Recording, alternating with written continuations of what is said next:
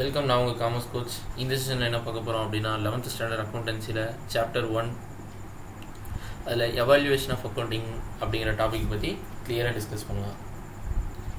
So evolution of accounting in India 2300 years ago. எல்லாத்துக்கும் Chandragupta Mauryan empire பற்றி அந்த ஹிஸ்ட்ரியை நீங்கள் தெரிஞ்சிருப்பீங்க. ஸோ அவரே தான் சந்திரகுப்த மினிஸ்டர்ஸ் இருப்பாங்க இல்லையா. ஸோ ஒரு கிங்கு, அவருக்கு வந்து அவருக்கே நிறைய மினிஸ்டர்ஸ் இருப்பாங்க. அதில் ஒரு மினிஸ்டர் தான் கௌட்டில்யா. ஸோ அதில் ஒரு மினிஸ்டர் தான் கௌட்டில்யா. ஸோ அவர் வந்து ஒரு புக் எழுதியிருக்காரு.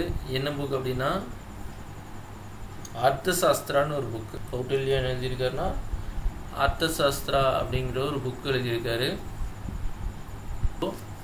இந்த புக்கில் அக்கௌண்டிங்கை பற்றின பல ரெஃபரன்ஸை வச்சுருக்காரு.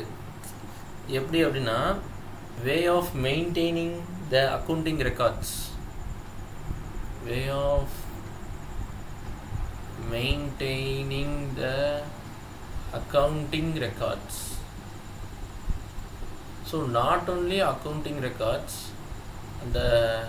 அந்த அர்த்தசாஸ்திரங்கிற புக்கில் ஒரு பிஸ்னஸ் எப்படி பண்ணுறது, ஒரு மேனேஜ்மெண்ட் எப்படி இருக்கணும், ஒரு கிங் எப்படி இருக்கணும்னு சொல்லி நிறையா டாபிக்ஸ் வந்து அதில் வந்து நிறைய ரெஃபரன்ஸ் இருக்குது. டாபிக்ஸ் பற்றி அதில் நிறைய ரெஃபரன்ஸை 2300 இயர்ஸ்க்கு முன்னாடியே சந்திரகுப்த மௌரியனோட மினிஸ்டர் கௌட்டில்யா எழுதியிருக்காரு.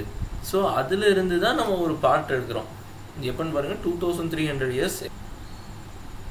அடுத்தது இந்த earliest civilisation.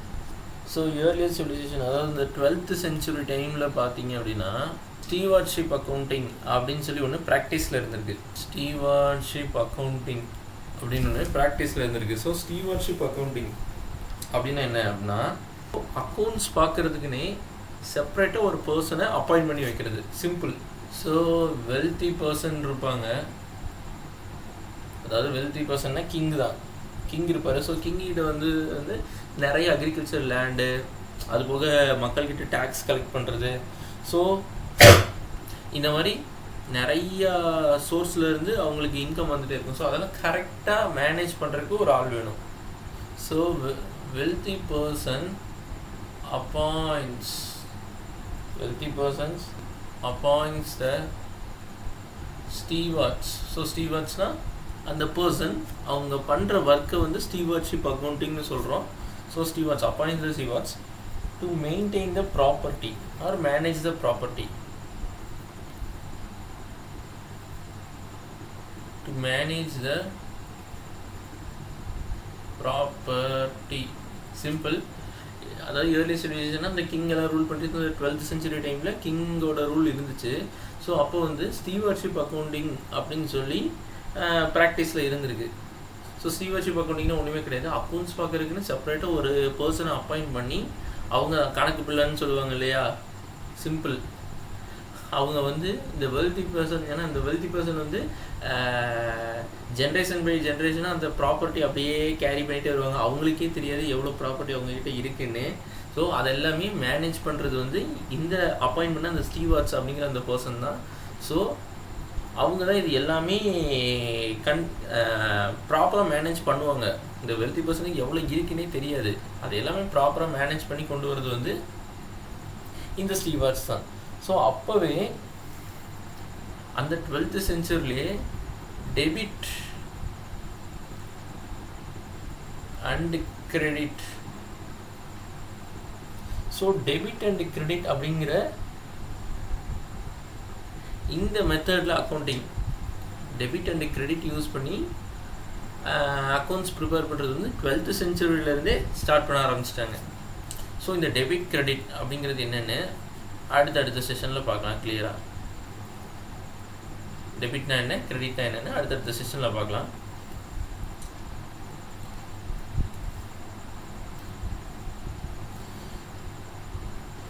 Next in 1494. So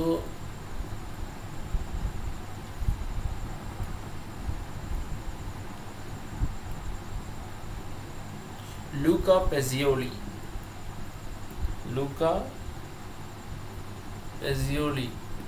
in 1494 Luca Pacioli. So இந்த லூகா பெசியோலிங்கிறது வந்து யார் அப்படின்னா ஒரு இட்டாலியன். இவர் வந்து ஒரு Italian developed the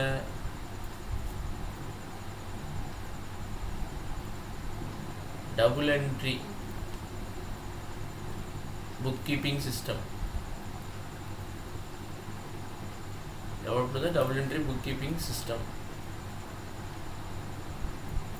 so debit and கிரெடிட்னு பார்த்தோம். அதுக்கப்புறம் 1494 லூகா பெசியோலி அவர் வந்து ஒரு இட்டாலியன். அவர் தான் double entry book keeping system இப்போ வரைக்கும் ப்ரெசன்ட் வரைக்கும் நம்ம ஃபாலோ பண்ணுறது வந்து இந்த double entry book keeping system. இதை வந்து 1494 டெவலப் பண்ணியிருக்காரு யாருன்னா லூகா பெசியோலி. ஸோ இவரை வந்து என்னென்னு சொல்லுவாங்கன்னா ஃபாதர் ஆஃப் அக்கௌண்டிங்னு சொல்லுவாங்க. ஸோ லூகா பெசியோலிங்கிறது வந்து ஃபாதர் ஆஃப் அக்கௌண்டிங். அவர் தான் டபுள் என்ட்ரி புக் கீப்பிங் சிஸ்டத்தை வந்து இன்ட்ரடியூஸ் பண்ணார். தென் நெக்ஸ்ட் வந்து 18th and 19th செஞ்சுரியில் பார்த்தோம்னா இண்டஸ்ட்ரியல் ரெவல்யூஷன் ஆச்சு. இண்டஸ்ட்ரியல் ரெவல்யூஷன் நடந்துச்சு 18th and 19th செஞ்சுரியில். அப்போ வந்து பிஸ்னஸ் வந்து லார்ஜ் ஸ்கேலில் டைவர்சிஃபை ஆச்சு. ஸோ அப்போ வந்து என்னென்னா ஒரு கான்செப்ட் வந்து இன்ட்ரடியூஸ் ஆகுது. இப்போ நான் பிஸ்னஸ் வந்து டெவலப் ஆகுது அப்படின்னா அந்த இன்வெஸ்ட் பண்ண பிஸ்னஸ்க்கு இன்வெஸ்ட் பண்ண மெயின் ஓனர் இருப்பாங்க இல்லையா, அந்த ப்ரொப்ரைட்டரே எல்லா பிஸ்னஸையும் பார்த்துட்டு இருக்க முடியாது. ஸோ அதுக்குன்னு ஒரு மேனேஜர் அப்பாயின்ட் பண்ணுவார். ஸோ அப்போ அந்த இன்ட்ரடியூஸ் ஆன கான்செப்ட் தான் separation of ownership and management. 18th and 19th செஞ்சுரியில் இண்டஸ்ட்ரியல் ரெவல்யூஷன் நடந்துச்சு. ஸோ அப்போ பிஸ்னஸ் வந்து லார்ஜ் ஸ்கேலில், அதாவது இன்னும் லார்ஜ் ஸ்கேலில் டைவர்சிஃபை ஆச்சு, நல்ல டெவலப் ஆச்சு பிஸ்னஸ்ஸு. ஸோ அப்போ வந்து என்னென்னா பிஸ்னஸ் டெவலப் ஆகும்போது ஒருத்தரே வந்து எல்லாத்தையும் பார்க்க முடியாது. ஸோ அதுக்குன்னு மேனேஜர் அப்பாயின்ட் பண்ணுறாரு. ஸோ அப்போ வந்து என்னென்னா ஓனர் இருப்பார், மேனேஜரும் இருப்பார். Separation of ownership and management அந்த கான்செப்ட் வந்து வருது. இது எல்லாமே டீட்டெயிலாக அடுத்தடுத்த செஷனில் பார்ப்போம். ஸோ இப்போ பிஸ்னஸ் டெவலப் ஆயிடுச்சு. அப்போ அந்த பிஸ்னஸ்க்கு வந்து ஒரு ப்ராப்பர் மேனேஜ்மெண்ட் இருக்கணும். ஏன்னா ஓனர் இருக்கார், பிஸ்னஸ் வந்து டெவலப் ஆகுறதால அங்கங்கே மேனேஜர்ஸ் அந்த மேனேஜ்மெண்ட்டை அவர் கிரியேட் பண்ணி கொடுக்கணும். ஸோ அடுத்தது 18th century 19th century வந்துடும். அடுத்து 20th century எடுத்துக்கிட்டோம் அப்படின்னா மேனேஜ்மெண்ட் அக்கௌண்டிங்னு ஒரு கான்செப்ட் கொண்டு வராங்க.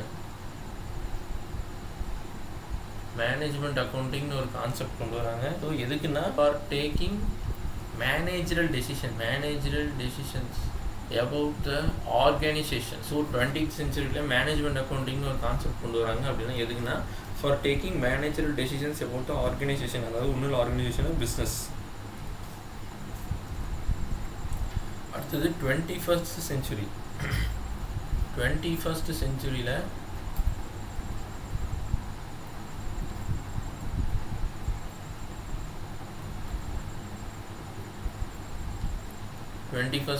இதே மாதிரி சோசியல் ரெஸ்பான்சிபிலிட்டி அக்கௌண்டிங்னு ஒன்று இன்ட்ரடியூஸ் பண்ணுறாங்க. சோசியல் ரெஸ்பான்சிபிலிட்டி அக்கௌண்டிங்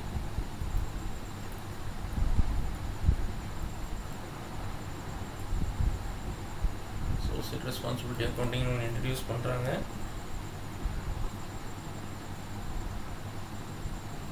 எதுக்கு அப்படின்னா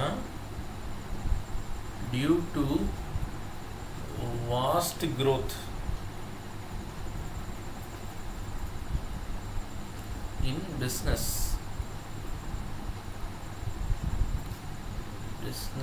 activity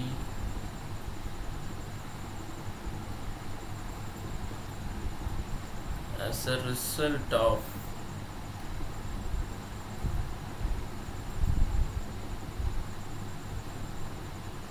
development in various fields.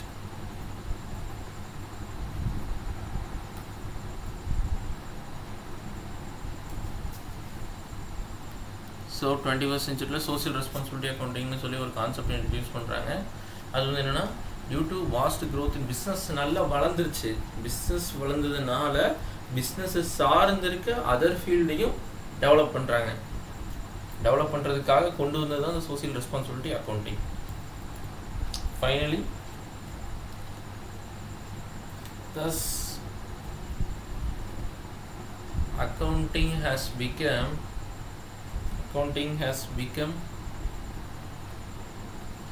inevitable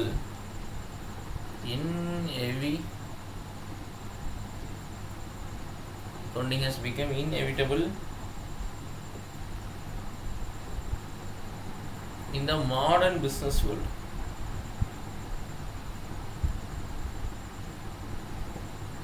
The modern business world.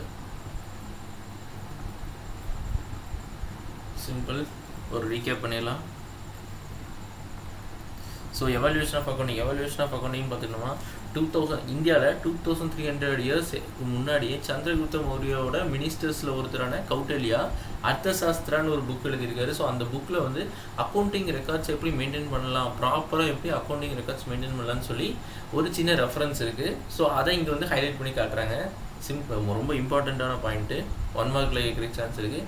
இந்த இயர்லி சிவிலைசேஷன் 12th century, அதாவது 12th centuryங்கிறது வந்து கிங் ரூல் பண்ணிட்டு இருந்த டைம் பீரியட் தான்.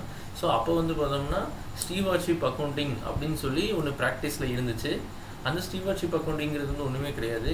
இந்த கிங்கு ஜமீன்தார்ஸ் எல்லாம் இருக்காங்க இல்லையா, அவங்க வந்து அவங்களோட ப்ராப்பர்ட்டி, அவங்களோட அசட் அண்ட் ப்ராப்பர்ட்டியை மெயின்டைன் பண்ணுறதுக்கு, ப்ராப்பராக மேனேஜ் பண்ணுறதுக்கு ஒரு பர்சனை அப்பாயிண்ட் பண்ணுறாங்க. அவங்க தான் ஸ்டீவார்ட்ஸ். ஸோ அவங்களுக்கு வந்து கணக்கெடுக்கிறது தான் வேலை. இதிலேருந்து இவ்வளோ இன்கம் வந்திருக்கு, இதிலேருந்து இவ்வளோ இன்கம் வந்திருக்கு அப்படின்னு சொல்லி கணக்கெடுக்கிறது தான் வேலை. ஸோ அந்த 12th centuryயில் ஸ்டீவார்ட்ஷிப் அக்கௌண்டிங்கிறது வந்து ப்ராக்டிஸில் இருந்திருக்கு. ஸோ அப்போ வந்து டெபிட் அண்ட் கிரெடிட் யூஸ் பண்ணியிருக்காங்க அப்படின்னு சொல்லி சொல்கிறாங்க. டெபிட்னா என்ன, கிரெடிட்னா என்ன அப்படிங்கிறத வந்து அடுத்தடுத்த செஷன்ஸில் டீட்டெயிலாக பார்க்கலாம். அண்ட் நெக்ஸ்ட் வந்து இன் 1494 லூக்கா பெசியோலி. ஸோ லூக்கா பெசியோலிங்கிறவர் வந்து ஒரு இட்டாலியன். அவர் தான் டபுள் என்ட்ரி புக் கீப்பிங் சிஸ்டத்தை வந்து டெவலப் பண்ணுறாரு. ஸோ அந்த double entry book keeping system அதை தான் இன்னும் ப்ரெசென்ட் வரைக்கும் நம்ம யூஸ் பண்ணிகிட்ருக்கோம். இப்போ வரைக்கும் ப்ரெசென்ட், அதாவது 1494 இப்போ ப்ரெசென்ட்டில் 2025 வரைக்கும். ஸோ இந்த double entry book keeping system தான் எல்லாருமே யூஸ் பண்ணுறது. இதுதான் ப்ராப்பரான புக் கீப்பிங் சிஸ்டம் சொல்லி நம்ம யூஸ் பண்ணிகிட்ருக்கோம், ப்ராக்டிஸில் இருக்குது. ஸோ லூக்கா பெசியோலி வந்து ஃபாதர் ஆஃப் அக்கௌண்டிங்னு சொல்கிறோம். அடுத்தது 18th and 19th centuryயில் வந்து இண்டஸ்ட்ரியல் ரெவல்யூஷன் நடந்துச்சு. ஸோ இண்டஸ்ட்ரியல் ரெவல்யூஷன் நடந்ததுனால பிஸ்னஸ் வந்து லார்ஜ் ஸ்கேல், அதாவது பிஸ்னஸ் வந்து மடன்னு சரியான க்ரோத்தாக இருந்துச்சு. ஸோ அப்படி க்ரோத்தாக இருக்கும்போது ஓனர்ஸ் எல்லாம் என்ன பண்ணாங்க, அந்த ஓனர்ஸ், அந்த ப்ரொப்ரைட்டர்ஸ் எல்லாம் என்ன பண்ணாங்க அப்படின்னா, அங்கங்கே பிஸ்னஸ் டெவலப் ஆனதுனால அங்கங்கே தனித்தனி மேனேஜ்மெண்ட்டை க்ரியேட் பண்ணாங்க. So separation of ownership and management. Owners என்ன வேலை அப்படின்னு, அதாவது அந்த operation, day to day operations எல்லாமே மெயின்டைன் பண்ணுறது வந்து, அதாவது ஓனர் வந்து சிஸ்டமை ரெடி பண்ணி கொடுத்துருவார், சிஸ்டமேட்டிக் ப்ராசஸை ரெடி பண்ணி கொடுத்துருவாரு மேனேஜ்மெண்ட்டுக்கு. மேனேஜ்மெண்ட் வந்து அதை வந்து டே டு டே ஆப்ரேஷன்ஸ் எல்லாத்தையுமே அவங்க கேரி பண்ணிட்டு இருக்கணும். ஸோ அதான் separation of ownership and management, அவ்வளோதான். அடுத்தது 20th century பார்த்துக்கிட்டோம்னா மேனேஜ்மெண்ட் அக்கௌண்டிங்னு சொல்லி ஒரு கான்செப்ட் கொண்டு வராங்க. ஸோ இங்கே மேனேஜ்மெண்ட்னு ஒன்று உருவாயிருக்கு இண்டஸ்ட்ரியல் ரெவல்யூஷனால். ஸோ அதை வந்து ப்ராப்பராக அக்கௌண்ட் பண்ணுறதுக்கு, ஸோ அக்கௌண்ட்டுன்னு சொல்ல முடியாது, அதோட பர்ஃபார்மன்ஸை ஐடென்டிஃபை பண்ணுறதுக்காக மேனேஜ்மெண்ட் அக்கௌண்டிங்னு ஒன்று கொண்டு வராங்க. ஸோ அந்த மேனேஜ்மெண்ட் அக்கௌண்டிங்கிறது வந்து எதுக்காகனா ஒரு மேனேஜரல் டெசிஷன்ஸ்க்காக, எப்படிட்டா பிஸ்னஸை பற்றின ஒரு மேனேஜரியல் டெசிஷனுக்காக மேனேஜ்மெண்ட் அக்கௌண்டிங் ஒன்று கொண்டு வந்துருக்காங்க. இதை பற்றி நம்ம டீட்டெயில்டாக பார்ப்போம். அடுத்து 21st century சோசியல் ரெஸ்பான்சிபிலிட்டி அக்கௌண்டிங்னு ஒரு கான்செப்ட் கொண்டு வராங்க. இப்போ மேனேஜ்மெண்ட் டெவலப் ஆகிடுச்சு. அடுத்து வந்து சோசியல் ரெஸ்பான்சிபிலிட்டி, பிஸ்னஸ் டெவலப் ஆகிடுச்சு. சோசியல் ரெஸ்பான்சிபிலிட்டி அக்கௌண்டிங்னு சொல்லி ஒரு கான்செப்ட் கொண்டு வராங்க. எதனாலனா பிஸ்னஸ் க்ரோத் ஆயிடுச்சு. இப்போ க்ரோத் ஆன அந்த பிஸ்னஸ் மூலமாக அதர் ஃபீல்ட்ஸையும் டெவலப் பண்ணணும்.